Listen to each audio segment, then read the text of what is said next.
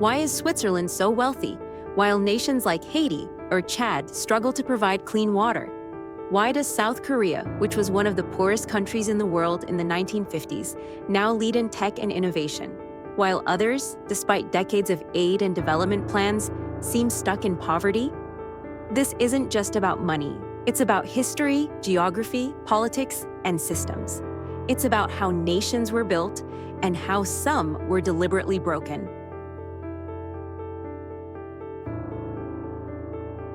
In this video, we're diving deep into one of the most important and controversial questions in the world today. Why are some countries rich, while others stay poor? The answers will surprise you, challenge your worldview, and maybe even change how you see the map of the world. Let's get into it.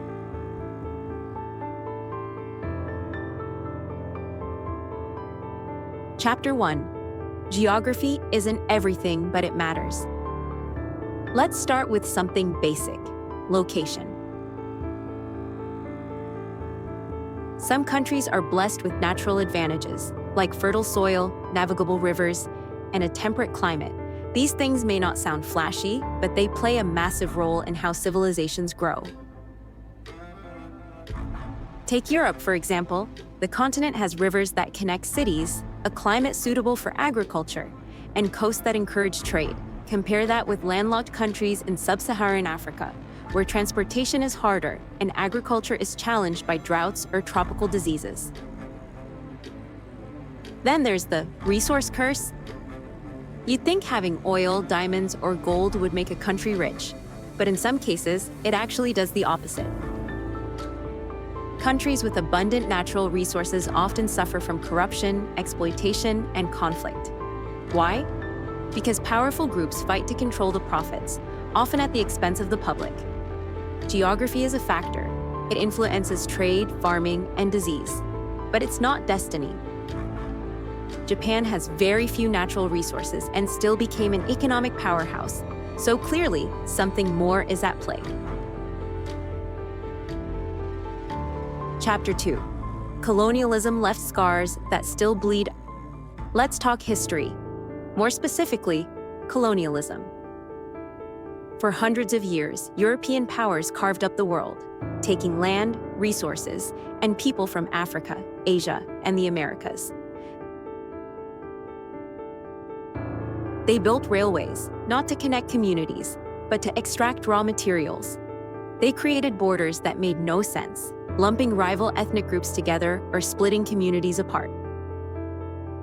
In countries like the Democratic Republic of Congo, Belgium's colonizers left behind no schools, no hospitals, and no real government infrastructure. When independence came, these nations were expected to build modern states out of the ashes, often with no experience or institutions to support them. The effects of colonialism didn't end when the colonizers left. In many cases, they installed puppet leaders or systems that served foreign interests. In others, they left behind power vacuums that led to civil wars. Meanwhile, countries like the United States, Canada, and Australia, all former colonies too, benefited from a completely different dynamic. They were settler colonies, not exploited ones. Their colonial experience involved large-scale European migration and infrastructure building that resembled the colonial powers themselves. So when people say, "Why don't poor countries just fix themselves?" they often forget that many were deliberately broken in the first place. Chapter 3. Institutions matter more than you think. Now let's talk about the invisible stuff: institutions.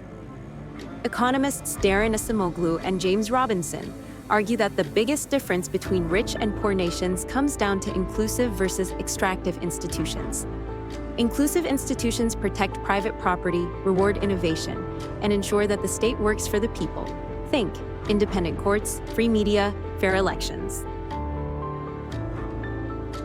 Extractive institutions, on the other hand, concentrate power and wealth in the hands of the few. They discourage entrepreneurship, punish dissent, and often rely on corruption or force to stay in power. Let's take South Korea and North Korea. Same geography, same language, same people. but vastly different institutions. South Korea embraced democracy and a market economy, while North Korea became a dictatorship focused on military power and isolation.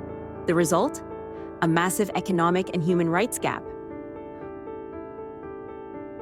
Or look at Botswana, a country in Africa that chose transparency and rule of law after independence, and grew steadily. Contrast that with Zimbabwe, where extractive politics led to hyperinflation and collapse. Institutions aren't glamorous, but they're everything. Countries with weak institutions are often stuck in a loop of poverty because those in power benefit from keeping it that way. Chapter 4: Corruption and the Vicious Cycle. Corruption isn't just about politicians taking bribes. It's a systemic disease that chokes development. In corrupt systems, public money disappears into private bank accounts. Roads don't get built, teachers don't get paid, hospitals don't function. The people lose trust in the government and stop paying taxes, which weakens the state even more. And here's the kicker: the poorest people suffer the most. Multinational corporations often exploit this. In countries with weak enforcement, they can negotiate tax breaks or avoid environmental rules entirely. Local elites may get rich from these deals, but the broader population gets nothing. Corruption also discourages investment. Why would a company invest in a country where contracts aren't enforced or where you need to bribe officials to get anything done? It creates a vicious cycle. Weak institutions lead to corruption, which leads to less development, which makes the institutions even weaker. Breaking that cycle isn't easy. It requires political will, civic activism, and international support that doesn't just throw money at the problem, but helps build systems that work. Chapter 5: Foreign aid isn't always the answer. Rich countries have poured trillions into development aid over the decades.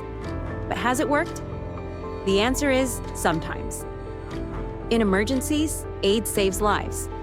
In health and education, it can build real progress. But too often, aid has created dependency, propped up corrupt governments, or distorted local economies. Imagine a village that receives free rice from abroad. Local farmers suddenly can't sell their crops. Why would anyone buy rice if they can get it for free? The farmers go broke, and the community becomes even more dependent on aid. In some cases, aid money ends up funding dictatorships because the donors care more about stability than democracy. That doesn't mean we should abandon aid, but it does mean we need to rethink it. Effective aid isn't just giving money. It's helping countries build institutions, train workers, and develop local economies that can stand on their own. Countries don't get rich through charity, they get rich by creating systems that allow people to thrive. Chapter 6: Culture, Education, and Innovation. Culture plays a role too, but not in the way people often think. It's not about one culture being better than another. It's about how culture interacts with education, innovation, and openness to change. Some countries have cultures that value long-term planning, education, and entrepreneurship. Others may be shaped by historical trauma, distrust in government, or the legacy of colonization. Education is a huge factor. Countries that invest in universal, quality education tend to develop faster. Why? Because education fuels innovation, productivity, and adaptability. Look at Singapore. Once a poor island with no natural resources, it focused heavily on education and clean governance. Today, it's one of the richest countries per capita. Innovation doesn't just mean tech startups. It means finding smarter ways to farm, trade, build, and teach. And that happens faster in societies where people are free to experiment, fail, and try again. So yes, culture matters, but it's not static.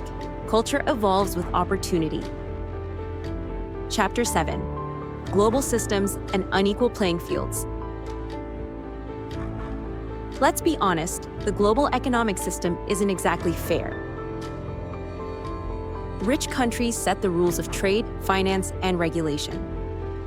Poor countries often don't get a seat at the table, That means they export raw materials at low prices and import finished products at high ones, a system that keeps them dependent and underdeveloped. Debt is another trap. Many developing nations borrow money from international institutions or richer countries. When things go wrong, natural disasters, commodity price crashes, they still owe the debt with interest. Debt servicing takes away money that could have been used for health, education, or infrastructure. Then there are trade agreements and tariffs that protect industries in rich nations but prevent poor countries from developing their own. Even climate change hits poorer countries the hardest, despite them contributing the least to the problem. Global systems matter, and unless those systems are rebalanced, many countries will continue to fight uphill battles. Final thoughts. So, why are some countries rich and others poor? It's not one thing. It's a complex web of geography, history, institutions, corruption, culture, education, and global economics. But here's the most important takeaway. Poverty isn't a failure of people. It's usually a failure of systems. And systems can be changed. History shows us that countries can rise from poverty. South Korea did. Singapore did. Rwanda is on its way. The question is, will the world help by changing the rules of the game, or will it keep protecting the winners? If you found this video eye-opening, give it a like and subscribe to the Gadget Grid for more deep dives like this. And tell us in the comments, what do you think keeps countries poor? Thanks for watching, and remember, knowledge is power.